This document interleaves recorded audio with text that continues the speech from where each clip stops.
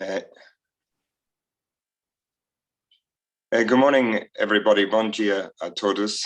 My name is Sean Hoy, and I'm currently serving as Ambassador of Ireland to Brazil. And it's a great honour for me to participate in any event that involves Roger Casement, but especially when we have Luke Gibbons from NUI Maynooth, because I always think of Casement as a flawed human and a flawless humanitarian. And he's somebody that personally has inspired me in many parts of my life because I've met with the shadows of Casement in different chapters, which started, and I've shared this with some of you in the past, on our first visit to Mozambique in 1993, and perhaps I think it was in 1995, when I traveled there with some other colleagues, and we called on the British Embassy. And towards the end of the meeting, the ambassador said, "I have to show you chaps this." And he had a portrait of Casement hanging in a back room, and he was not with all the other dignitaries that had served in the British service out in the public hall and going up the stairs. And he said, the only member of Her Majesty's government ever to be knighted and hung. And, you know, that was 1993. And then I started to read into Casement and follow his life. And I suppose the next major crossover was when I went to Nigeria, and that was in 2014, and I was there for the celebrations of the Easter Rising. And Casement had lived in Calabar before his significant work in either the Congo or in Putomayo. But even at those times, you could see the humanitarian coming through. He was working as a commercial seaman, organized by his uncle in Antrim, and then he started to work in Calabar. And he was famous in Calabar for two things. Firstly, he drafted 3 of the first maps of that region, and they are available from the British Archives. We have copies of them. They're in our embassy in Abuja, in Nigeria. And we also gave copies to the museum in Calabar, and they are there. We had a presentation just before my posting ended. But he also was the first person to put in a public water system in Calabar. And this, I think, is lost in all the archives. But it was from our own Irish missionaries who've always had a base in Calabar. It was the old sea entrance into Nigeria before aviation. Every boat that went through the Bay of Biafra had to come in through Calabar to get into the major rivers, which were the highways of Nigeria at the time. And Casement was there, and he was forever an irregular. He was, he wouldn't carry firearms with him. When he was mapping, he went with his local team and disappeared for months and came back and produced the work that is still there to be seen in the museum. So for 2016, we organized a workshop about Casement and his humanitarian work in Calabar. And Professor Ibrahim Gambari, who's represented Nigeria at the highest level in the United Nations, was the guest speaker. And when we went first to meet with the governor, he was brought out the red carpet for Gambari. And then when we said we wanted to talk about human rights and issues that still arise in the state, the governor didn't turn up to meet us the second time we were there, because I think quite simply the issues that Casement dealt with 100 years ago, or a little more than 100 years ago in Nigeria, are still issues for today. And I think this is what makes Casement so important to me, is that the struggles that challenged him all his life are still as relevant today, although we would like to think they should be easier to resolve. And then I've been to Manaus, Belém, places where Casement lived in Brazil. I know a story about Putomayo. I'm personally elated that we have this wonderful work, this this documentary film that's been made about Casement. And, I'm just looking forward to when it's publicly released, because I have a commitment from our embassies in Lisboa and Maputo that they will promote it strongly, but it has much wider application than that, of course. And then, by a little bit of circumstance, I was in Petropolis on Saturday, visiting an Irish citizen who's there, and he brought me to the house where Casement stayed while he was a consul in Rio de Janeiro. And as you know, the emperor had a summer residence in the hills. It's 1 hour these days from Rio, but it must have been a half a day or longer to climb all that way up for the months of the summer to take advantage of the cooler climates. And although I couldn't get into the house, it was locked. I was on the railings looking in, but I thought also of Roger, who spent many, many hours of his life on the railings looking out. So Luke, I'm really looking forward to what you're going to say, and it's over to you. Thank you.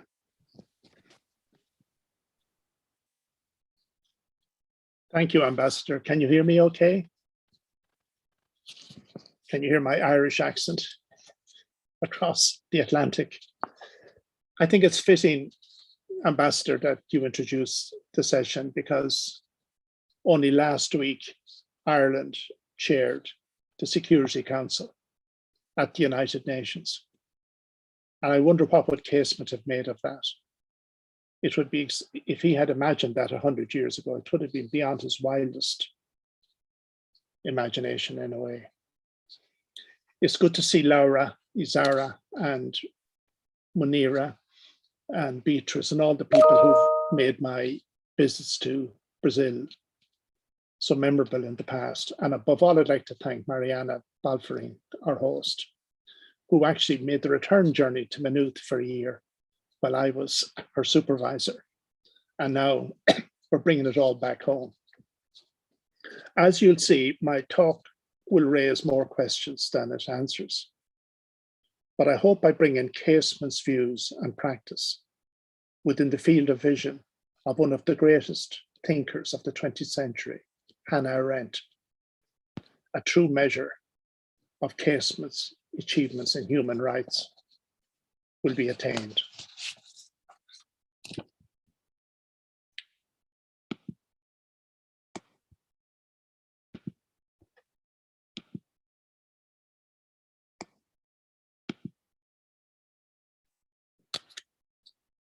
So this is the statue to Casement that has just been unveiled last week in Dunleary.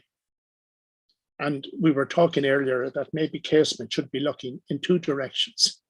He should be looking out to sea, and he should be looking at Ireland, because it was that bifocal vision that is Casement's contribution to the domain of human rights. In one of the earliest uses of the term crimes against humanity, in October 1910, Roger Casement inveighed against what he called the hellish crimes committed by colonial overlords against indigenous peoples. These men have never been punished for the most awful offenses against humanity, not one. Returning to the topic a short while later, Casement expressed dismay that though the crimes were committed openly, English observers turned a blind eye to the proceedings.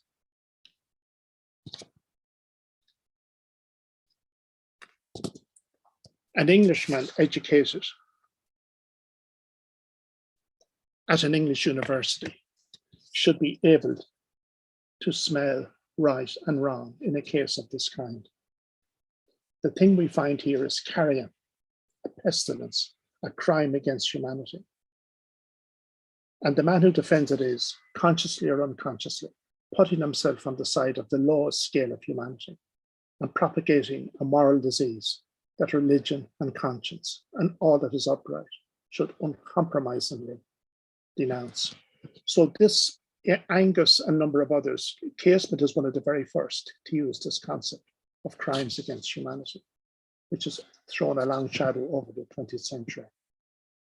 It is hardly a coincidence that the term crime against humanity first came to prominence in condemnations of King Leopold's crimes in the Congo. The concept is generally attributed to the Black American journalist and author, George Washington Williams, in 1890, in his letter to King Leopold, following his discovery of the shocking conditions of what he calls the slave trade, wholesale and retail. So George Washington Williams is seen as the person who used this phrase and this term before Casement in relation to King Leopold.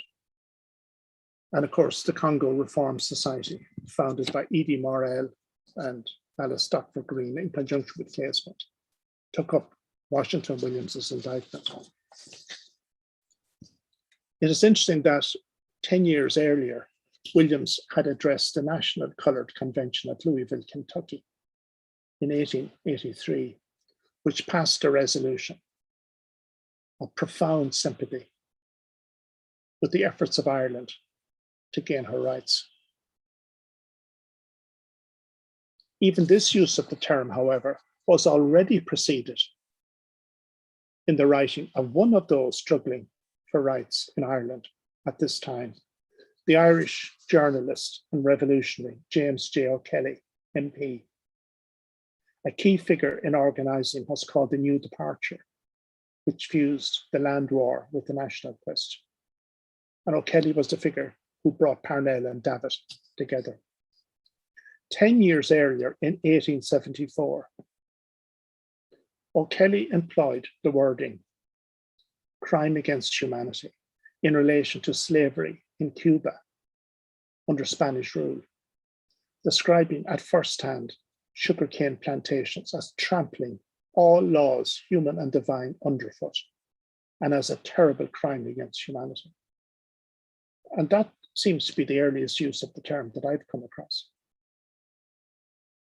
O'Kelly's career as an IRB Fenian organizer and internationalist, extending to activities in Egypt, Sudan, and Brazil, bears a marked resemblance to that of Casement and belies the notion of an insular Irish nationalism, cut off from wider struggles against empire or oppression elsewhere.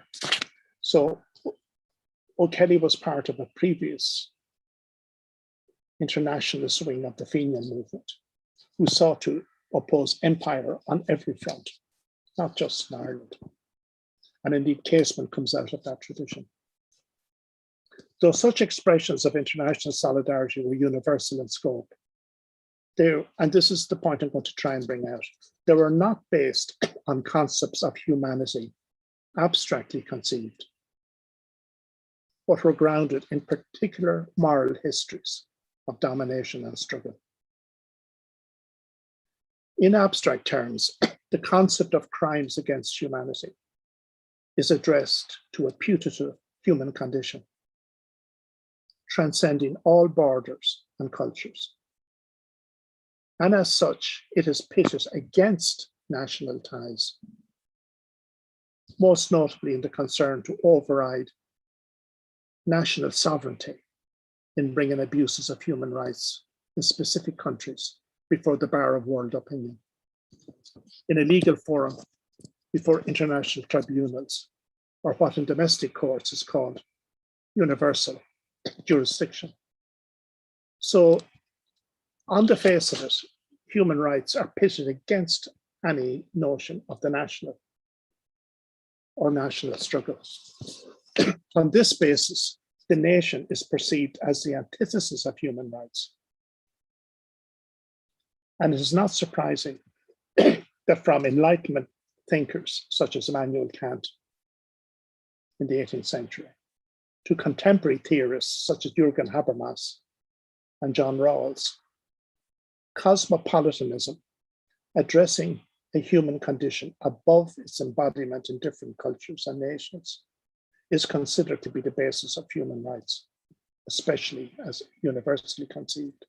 So there's a tension between the very notion of national self-determination and human rights abstractly conceived, which means that theorists like Habermas, Rawls, and indeed Kant set their face against the nation.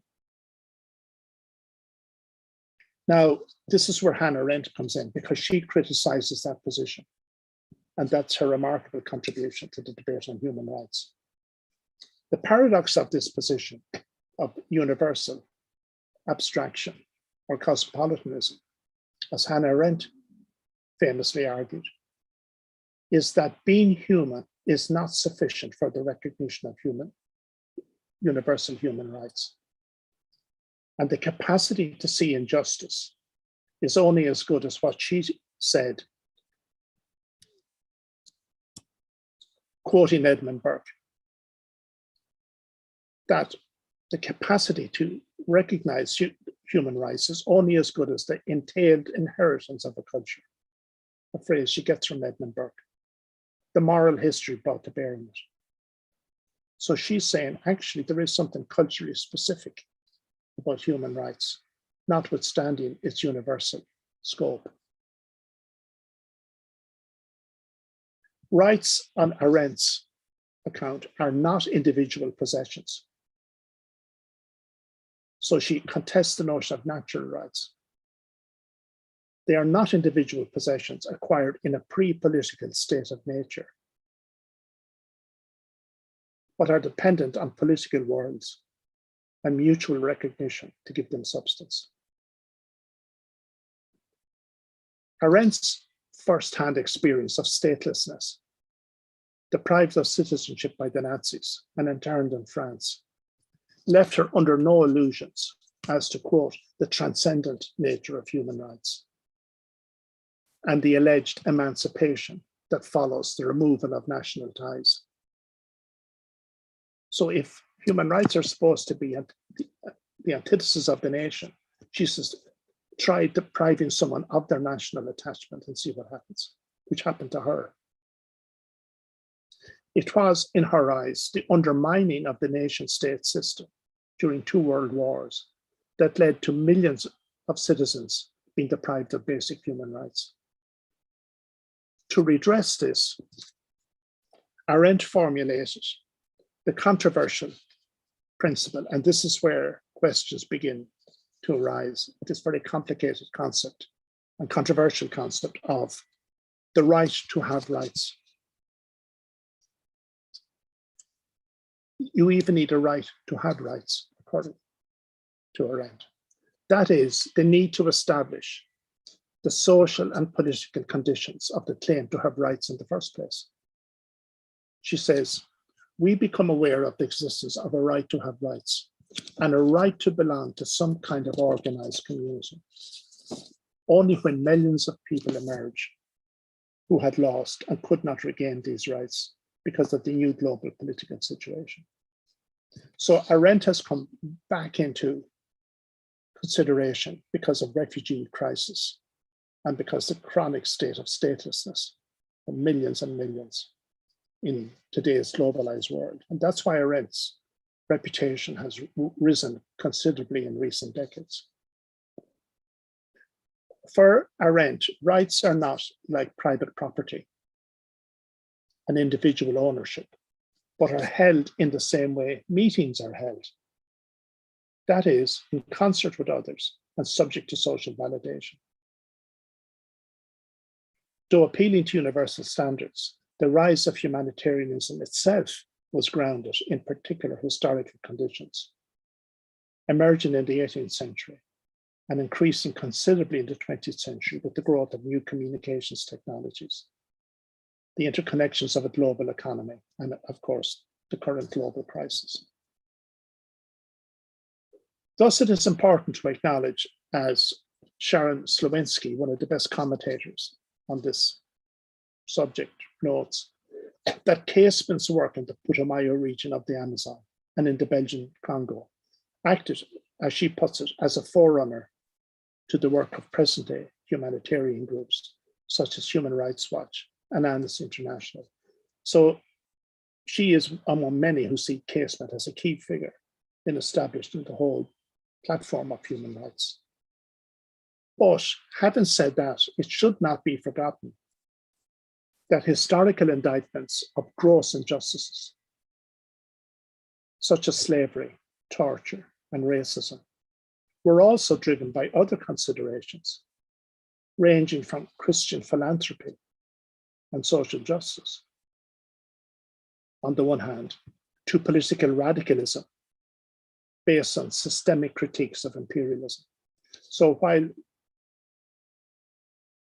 the atrocities in the Congo come under the human rights rubric, it comes under other rubrics as well, including what Christian missionaries were doing in the Congo, and not to mention then the left-wing critique of what was going on in the Congo.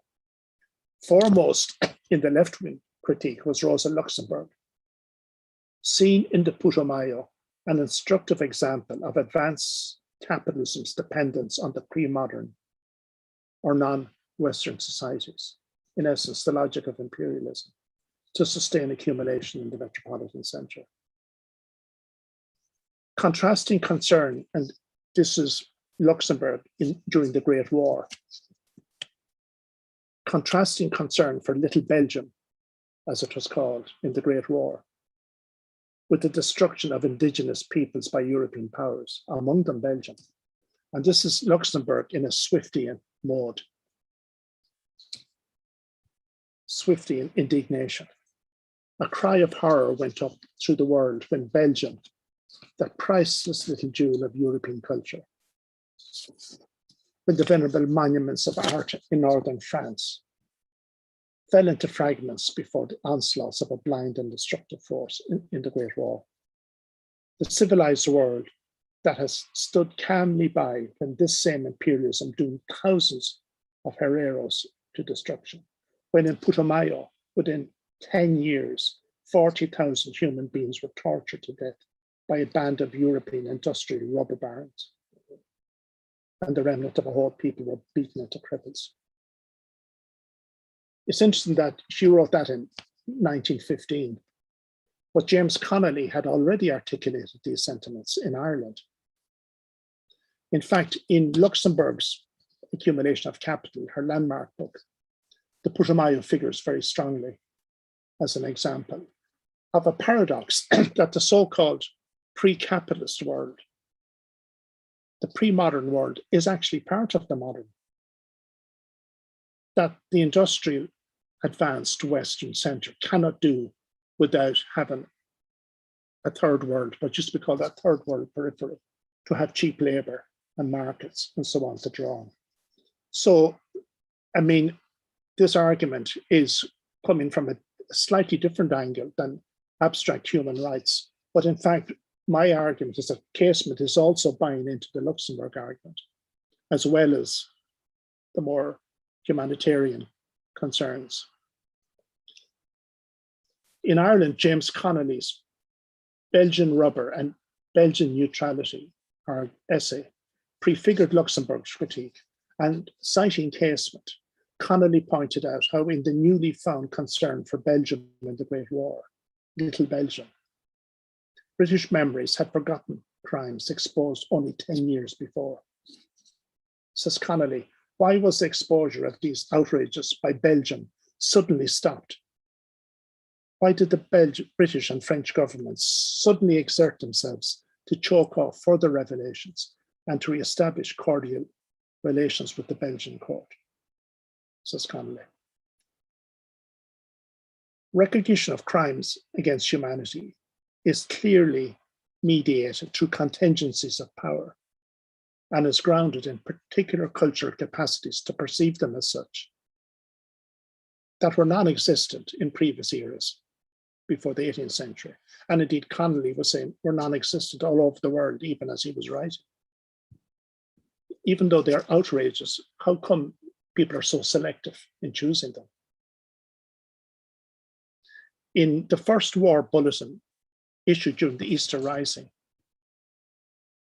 Irish War News, it is noted sardonically that while agitation for English intervention in the Congo was stirred up as the only hope of saving the heads and hands of the natives being cut off, defenders of Little Belgium cannot be unmindful of the campaign to save humanity from Belgian barbarities. So it's very striking that during the Easter Rising, when the call, John Redmond used the call for Little Belgium, to save Little Belgium from Germany, Connolly and the Easter Rising was saying, well, how come the same Belgium was involved in these depredations only 10 years earlier? And it shows you how, if you like, the internationalist scope of the Rising, something often forgotten in ideas, that it was just narrow Irish nationalism.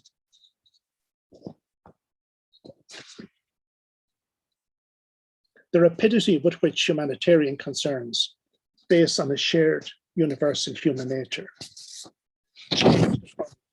circumstances, show that however categorical in moral authority, the language of rights was embedded in political alignments and allegiances of the day.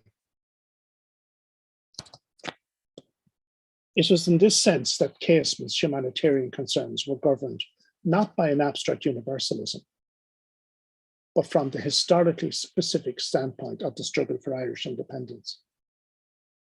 So this is reversing the antithesis I said earlier between human rights and national self-determination. In Casement's point, they were not opposed.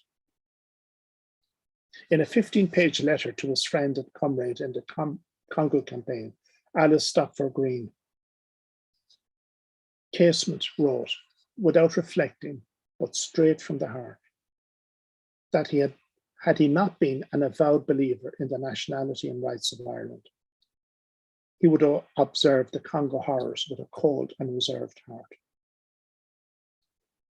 And then he makes the famous pronouncement, in the lonely Congo forests where I found Leopold, I also found myself an incorrigible Irishman. What's interesting in that formulation is that he seems to imply that he didn't discover his inner Irishness until he made contact with something abroad, rather than the other way around. It wasn't just that he was Irish first and he applies it elsewhere. It's a radical reversal of the usual way of imagining this. Stopford Green, as her biographer, R.B. MacDowell points out, was quick to see parallels between Irish and African traditions, with the result that, and MacDowell slightly disapproves of her anti-imperial sentiments, with the result that, as MacDowell says, comments on British colonial policy and British colonial administration were often extremely harsh, Irish nationalist feeling putting an edge to her criticism. So in this, Connolly and Stopford Green were all on the same page. These sentiments were echoed again by Casement, writing to the Times, London Times, 3 years before the Easter Rising. Whatever of good I have been the means of doing in other countries was due to the guiding light I carried from my own country, Ireland, and to the very intimate knowledge I possessed, not only of our present-day conditions, but of the historical causes that led up to them. With the mind thus illumined, I was not ill-equipped for comprehending the human suffering elsewhere, originated in the conceptions of human exploitation that are both very old and very widespread. If we return then to the use of the term crimes against humanity cited at the outset, it is clear, moreover, that while some cultures are disposed to see heinous crimes, others are morally blind. If we recall Casement's thing we said at the outset, an Englishman educated at an English university should be able to smell right and wrong in a case of this kind, Casement wrote, but evidently not so. Because he goes on to say, I knew the Foreign Office would not understand the thing in his report from the Putomayo.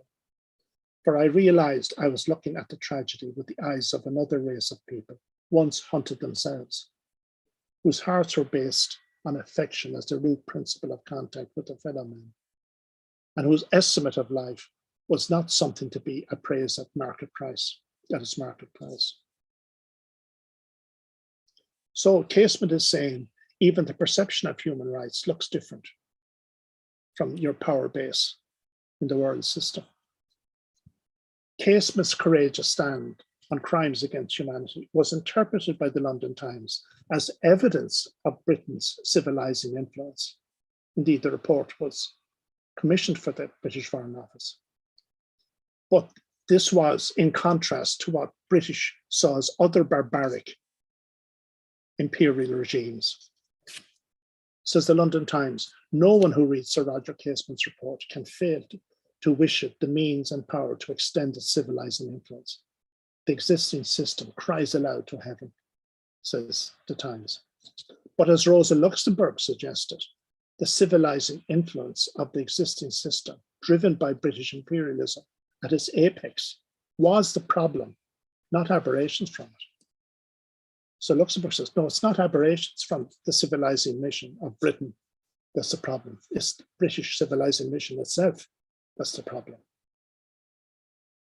Perpetrators of Atrocities, this is Jordan Goodman's summary, maintained that they were only doing in the Amazon what European powers had been doing for centuries worldwide, subduing local populations, often by force, and deriving great commercial benefit, they found. Casement's exposure of atrocities in the Congo was welcomed in British circles because it impugned Belgian imperialism. Though as noted above, the Anglo-Belgian India Rubber Company was involved. The problem with the Putomayo region was that British commercial interests were directly implicated. And even though the Foreign Office commissioned the report, they had not fully grasped the moral sensibility of Casement as an Irish Republican, an outlier in the diplomatic corps, would bring to the proceedings.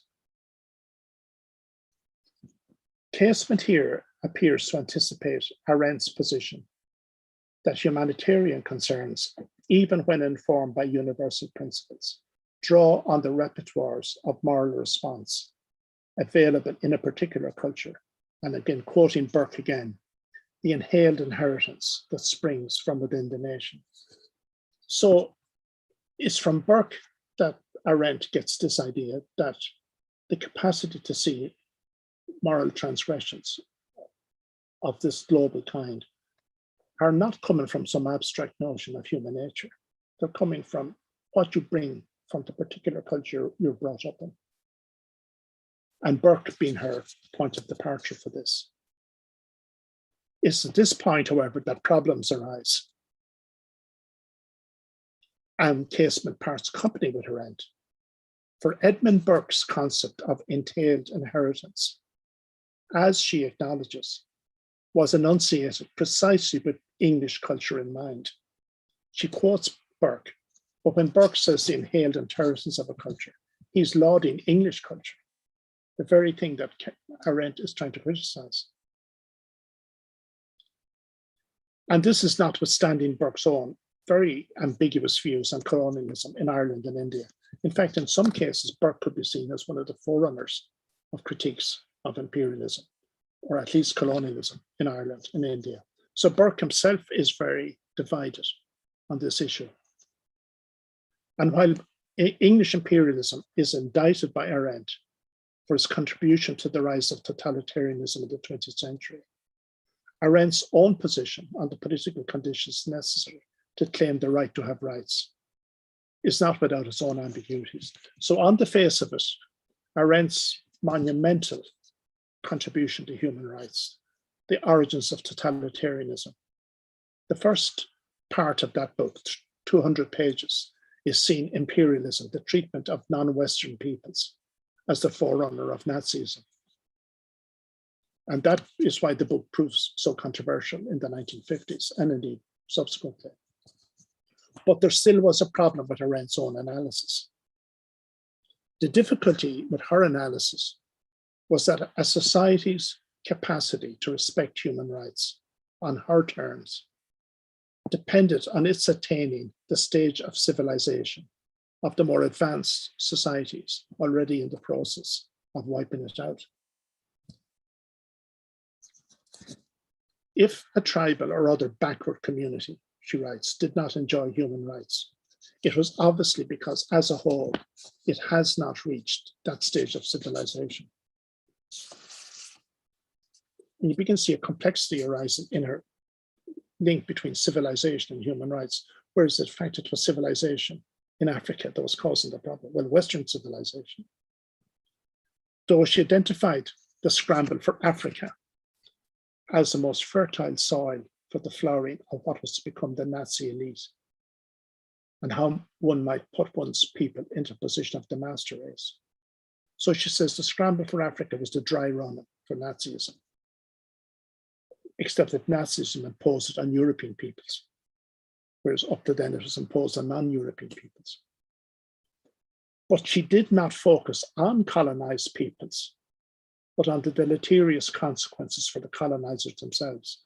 So actually the whole thrust of her critique is at the consequences of this in Europe, including the fact that the Nazis turned on Europe, depredations that had only been inflicted on non-European peoples. And some people say that seems to be what she's outraged over, not the original, which is untrue now, actually, because her critique of imperialism is blistering. But still there is a problem. Part of the problem here is her mistaken belief that so-called primitive peoples lived in a pre-political state of nature, at the level of bare necessities and physical need, and thus had not entered the political realm, without which rights are inconceivable. It was her lack of anthropological sophistication which led her to have this attitude towards so-called primitive societies. She says, if the tragedy of savage tribes is that they inhabit an unchanged nature which they cannot master, yet upon whose abundance and frugality they depend for their livelihood, then these rightless people are indeed thrown back into a peculiar state of nature. This view is bound up with Arendt's decidedly anti-materialist philosophy, which gained new currency under existentialism, of which she kind of consorted, never bought into, but consorted with. Particularly the notion that human freedom has to transcend the determinism of matter and material needs to escape from what's called the realm of necessity. So part of her more general political philosophy is that to escape the realm of necessity, material needs, she called that the social question. And she says freedom has to be a different discourse, which meant, of course, she said economic inequality isn't important. It's political inequality that matters. So she had a blind eye, turned a blind eye to what was called material, the material base of the political in the first place. And in that sense, that threw a long shadow over her overall critique.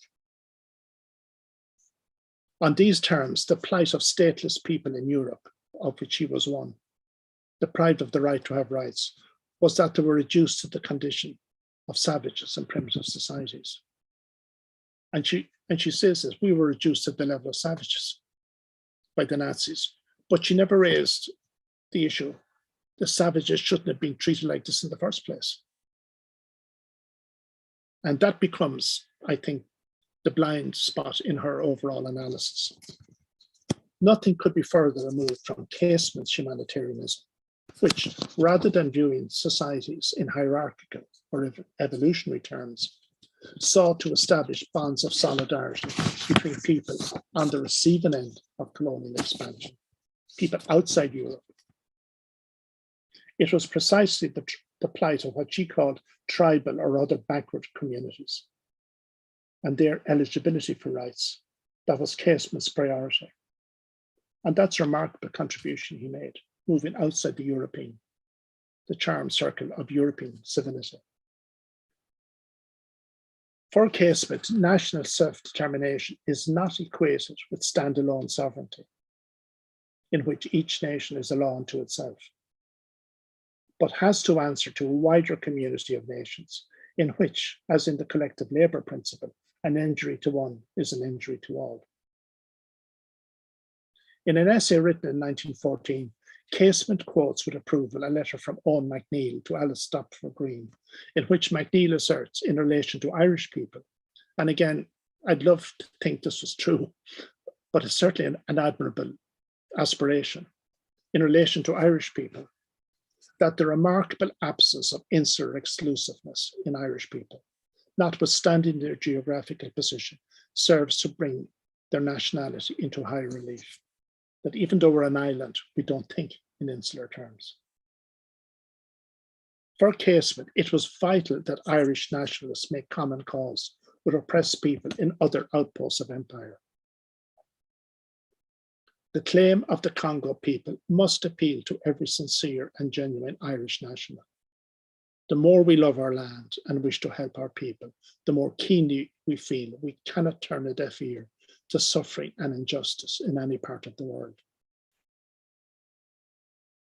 This cross-culture solidarity, which it might be called, as against both national isolationism or chauvinism on the one hand, and abstract universalism or cosmopolitanism on the other hand, is the means whereby national self-determination is placed in a wider international frame.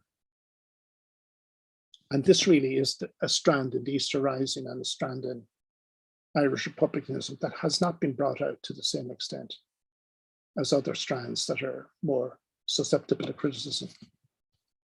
As Angus Mitchell has noted, the raising of the spectre of famine in poverty-stricken Connemara on the eve of the Great War, and indeed of the War of Independence, it's very striking that Casement's images of the poor, of the poverty-stricken Brazilian indigenous peoples, he takes similar pictures of impoverished fishermen in Donegal, even using the same lineup and same formal compositions almost. And but as Angus Mitchell points out, he went on to say that the threat of famine was such that whether something can be done to remove this stain of this enduring Putomayo from our native land becomes a project. So he began to compare Connemara, the possibility of famine in Connemara and Donegal, to the Putomayo. Casement's alarmist language brought heated criticism from the establishment press.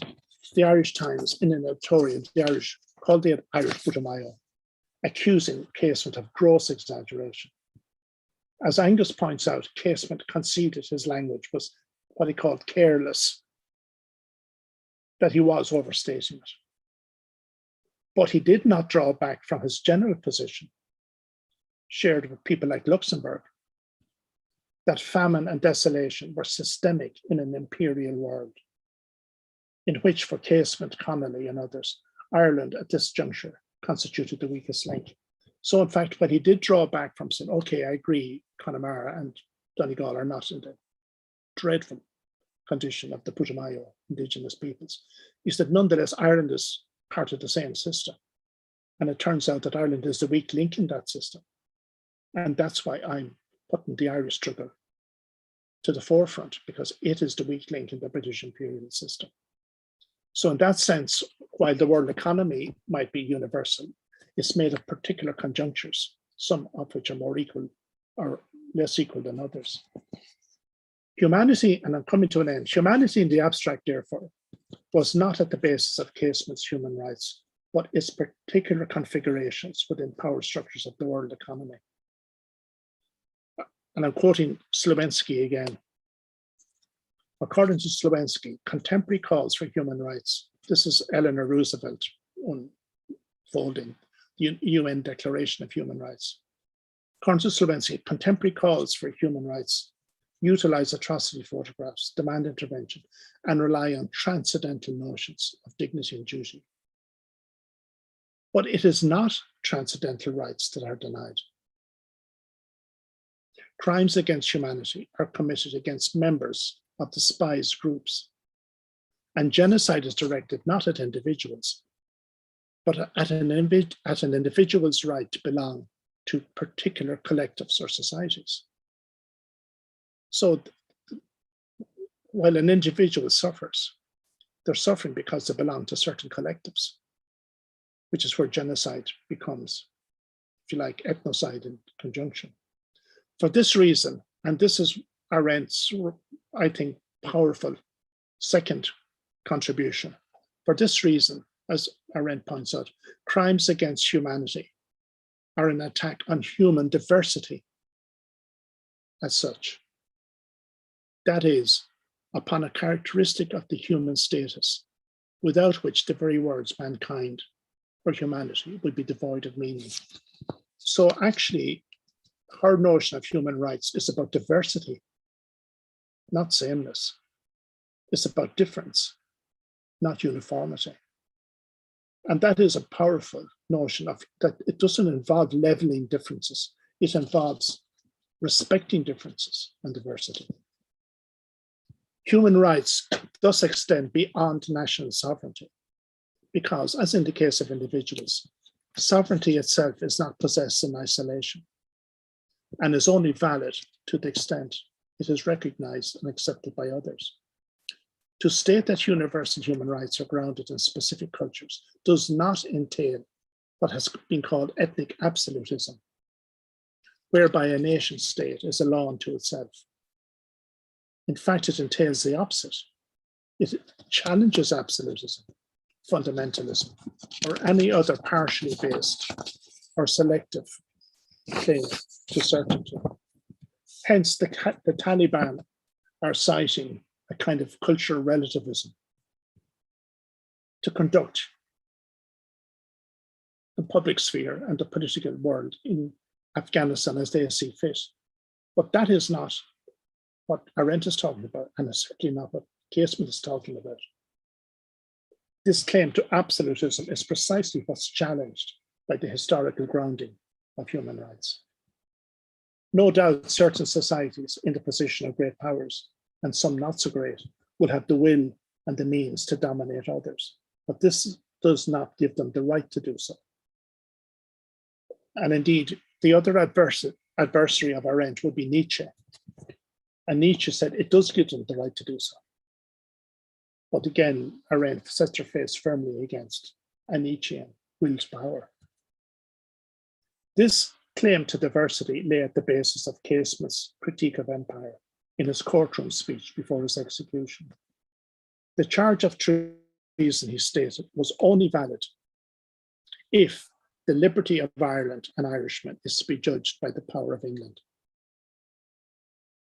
Yet for me, an Irish outlaw, there is a land of Ireland, a right of Ireland, and a charter for all Irishmen to appeal to. In the last resort, a charter that even the very statutes of England cannot deprive us of. So this is the basis, this diversity was at the basis of Casement's own defense. Of course, he lost because it wasn't accepted. And indeed, one of Arendt's critiques of British imperialism was, she says, the mistaken British view that what's good for Britain is good for the world at large. She says, I'm afraid that's not true. This right to Ireland, which Casement talks about, is not for ourselves alone, as in the mistranslation of Sinn Féin as Sinn Féin Eoin, or Sinn Féin only. So sometimes Sinn Féin is translated as ourselves alone. That's a mistranslation. Only if the word Eoin was put after it, which means only. And Casement didn't buy into that. And for this reason, it provides no alibi for nations to self-righteously ignore the rights of others, whether inside or outside national communities. In 1914, Casement wrote in his aptly named essay, The Elsewhere Empire, he wrote of his aptly named Elsewhere, of his essay, The Elsewhere Empire, that it reverted to 1848 and 1798, when Irishmen preached not freedom for themselves alone, but freedom for all others. So he invokes the Young Irelanders and he invokes United Irishmen as precursors of claiming not just rights for Irishmen, but rights for human beings worldwide in these conditions. Then he goes on to say in that essay, which should be more widely known, The Elsewhere Empire, the Irish patriot was in truth a world voice, a summons to every audience wherever men gather in the quest for freedom. Substitute India for Ireland, and Grattan of 1780 becomes Indian patriot of today. On this final point, then, Arendt and Casement are in agreement.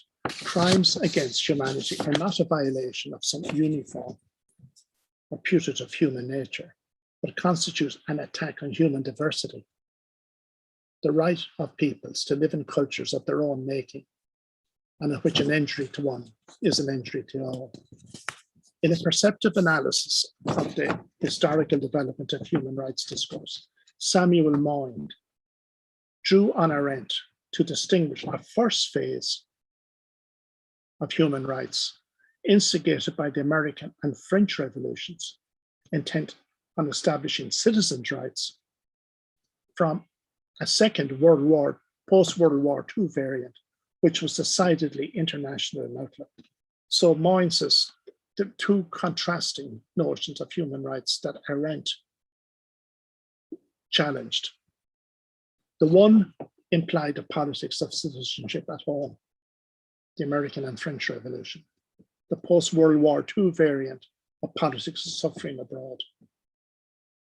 Casement's distinctive achievement can be seen as uniting both of these, and that's a formidable achievement, in keeping with Ireland's own position in his time as a European country coming out from under centuries of colonial rule and taking its place on the world stage.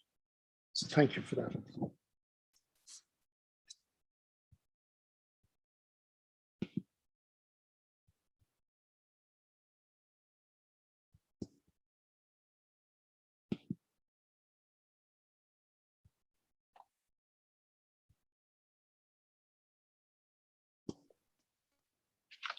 Well, thank you very much, Luke. Certainly a lot of food for thought there, and we put a lot of things into context for me in a new way. Just before we ask Angus to come in, a lot of it resonates with our own campaign to be elected on the Security Council. Exactly. Where we went around the world, and I was involved in certainly a number of these meetings where we use that whole context of our empathy springs from a nation. And, I think it's testimony to the fact that we were elected in one of the toughest ever campaigns between three countries for a seat. And that spoke to our image abroad and our international standing and our ability to connect with those people who have not always been able to have their voices heard from different nations. So thank you very much for that, and certainly it will resonate for a long time to come. But perhaps at this stage, Angus, if your camera is working, maybe you'd like to join the discussion. Thank you very much, Ambassador Hoy, and thank you, Luke, for an absolutely brilliant reading of Casement and human rights. What really strikes me is that what you capture there is the resonance of him through the last 100 years of human rights discussion. And I think in my own more recent thinking about Casement's relationship to both crimes against humanity and human rights, I'm beginning to wonder if we shouldn't make some distinction really between a human rights that was being used in the kind of the production of a kind of nationalist anti-colonial discourse, and the human rights that developed in the latter part of the 20th century and was very much a part of the structure of the neoliberal sort of free market economy. And I'm thinking here of a very powerful recent book called The Morals of the Market by Jessica White, which I think it makes that case very well. and speaks very much to the work of Sam Moyne and others who have really begun to unpick the kind of politics, if you like, of human rights. And I suppose what the argument I would make, and in some ways extend in what you're saying, by drawing, for instance, a figure like J.J. O'Kelly into the argument, is to say that there were a lot of figures from that period who were in many ways also speaking to that human rights dialogue that Casement was very much placing at the heart of his own investigation of colonial power relations. And I'm thinking here of Henry Nevinson, who of course investigated slavery in West Africa and was involved with cultural revival politics in Ireland. I'm thinking also of Wilfred Blunt, Patrick Ford, who wrote that excoriating attack on the British Empire published, I think, just before the outbreak of war in 1914.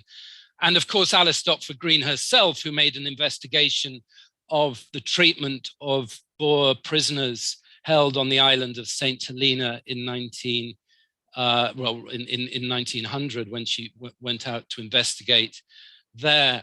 And so I suppose my question to you is about, should we make that distinction? Because I think what I'm beginning to recognize in the current discussion about human rights is that the human rights that we really have come to accept in the late 20th century was in many ways appropriated from an earlier discourse of human rights that was very much bound up with a kind of anti-imperial, anti-colonial position, which was adopted by figures like Casement and Nevinson and Stopford Green and so forth. And so I just wondered if you could perhaps give me some thoughts on that. Thanks, Angus. As I said, it raises more questions than it answers. And you've raised some of those questions. I think one of the problems and the different perspectives on human rights, one of the problems with an Arendtian approach on confining rights to the political domain, of which, of course, it is fundamental freedom, as conceived, indeed, in the 20th century French existentialists and German manner. That the problem with that is that it's abstracted from what she called the social question, the question of material needs, such as shelter, accommodation, food, and so on.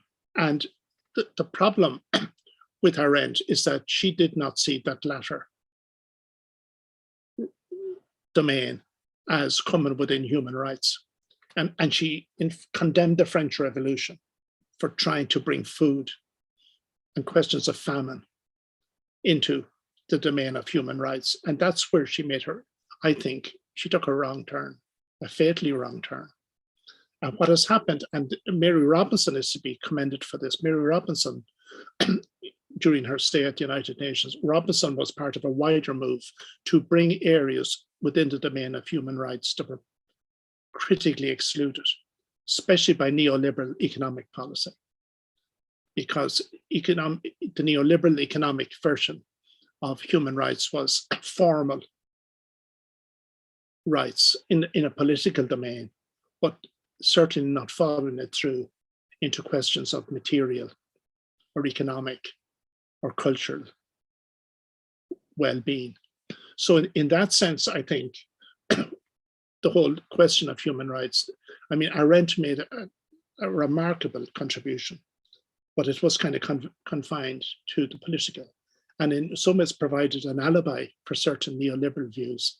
So, I mean, this is a caricature of Arendt to say this, but nonetheless, it's semi-consistent with what you would contend, that if slaves after emancipation in the southern states of America were worse off materially and were indeed in chronic poverty because they'd lost regular meals, which in fact they did, and were in dire poverty and were in danger of famine, actually. She would still say that's better than to be unfree. That formal freedom is better than material well-being. Well, I mean, you can see it's a complicated issue, but certainly the aim should be to bring both of those together. One should not be seen as separate from the other. So the Irish equivalent of that would be people like John O'Leary, or the political wing of the Fenians, who had no time for the land war or the social question. They saw it as a distraction from Irish sovereignty, conceived in abstract terms. Whereas Davitt and the more radical wing of the Fenian movement and the land war said, no, the social question has to be linked to the political question. So in a sense, we're still talking about that today in Ireland with homelessness, taking on almost a version of what Arendt saw as statelessness, that homelessness becoming a chronic condition, even in advanced Western countries. So I think in that sense, what you're saying is very telling and very much to the point. And I just make one throwaway point. One of the ambiguities with even the most progressive figures, and I'm thinking of James J. O'Kelly as a case in point, that while they were very strong on slavery question, they were not so strong on the dispossession of indigenous peoples, such as the Native Americans. So a friend of mine, Neva Sullivan, has done work on James O'Kelly's attitude toward the Native Americans. And he condemned slavery out of hand, as did Thomas Francis Maher, one of the Young Irelanders. But nonetheless, Thomas Francis Maher no longer fights with the North against slavery. Then he goes to Montana and begins a war on the Indians. So that the slavery question, seen as formal freedom, was detached from the rights of indigenous peoples. And it's the Irish figures who actually grasped that the two of them are connected that I think made the most remarkable contribution to the way we think now.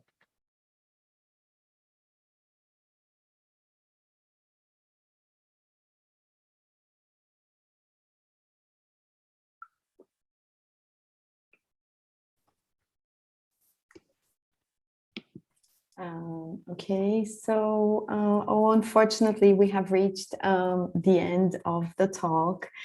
And I would like to thank Luke so much for his generosity in accepting our invitation and for this necessary talk on Casement.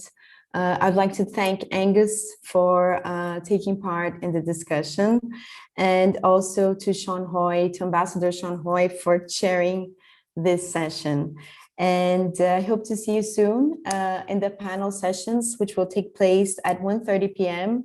São Paulo time, and the program is on the symposium website. And I hope you enjoy, and see you soon. Thank you, and thanks to all. Thank you, everybody. Thank you. Wonderful.